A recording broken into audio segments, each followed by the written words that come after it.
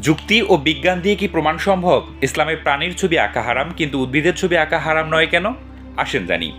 উদ্ভিদের যে প্রাণ আছে এটি আবিষ্কার করেন বাংলাদেশের মুন্সিগঞ্জের এক হিন্দু বিজ্ঞানী জগদীশ চন্দ্র বসু। এর আগে কেউ জানতই না উদ্ভিদের প্রাণ আছে কিনা।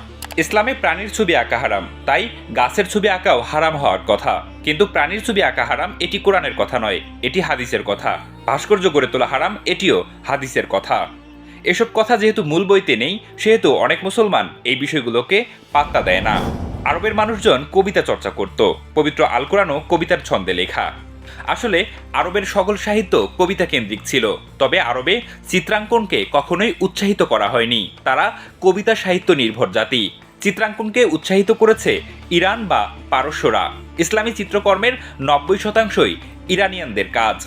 ইসলামে চিত্রাঙ্কন নিয়ে স্পষ্ট কোনো ফতোয়া নেই, তবে ছবি না আঁকাই ভালো, যেহেতু হাদিসে মানা আছে। কিন্তু এ বিষয়ে যেহেতু মহান আল্লাহ তাআলা নিশ্চুপ, সেহেতু যুগ যুগ ধরে এই চিত্রাঙ্কন চলে আসছে ইসলামিক দেশগুলোতে।